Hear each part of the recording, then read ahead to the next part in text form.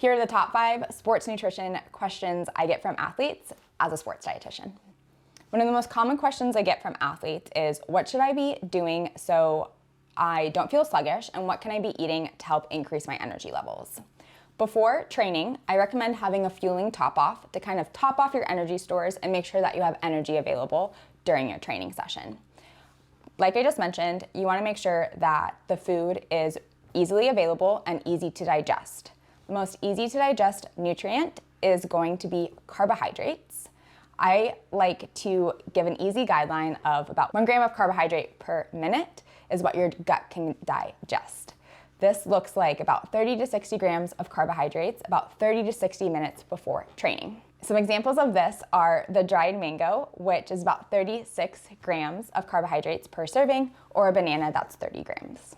Leading off of that question is, okay, you just told me that I need to eat before training so I don't feel sluggish, but what if I'm not hungry? It's totally understandable, especially before those early morning training sessions. I always recommend starting off simple and starting off small and working your way up.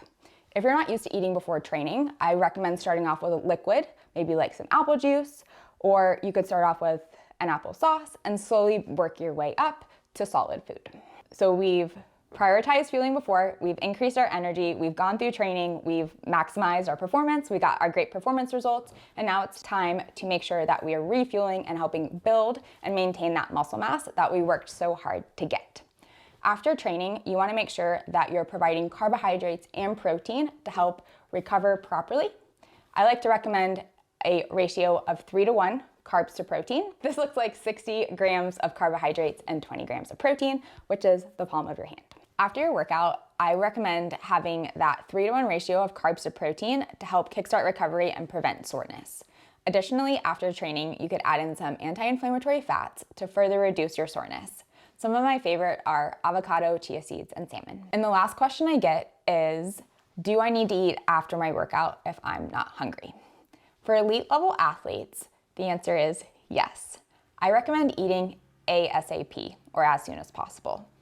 This, though, is really important that it is as soon as possible, because sometimes it's not possible and our body's not ready to accept fuel. If you're somebody that struggles with eating after training, I recommend, like we did with our pre-workout, starting off simple and starting off small with some liquid energy and slowly working our way up until your body can accept that fuel.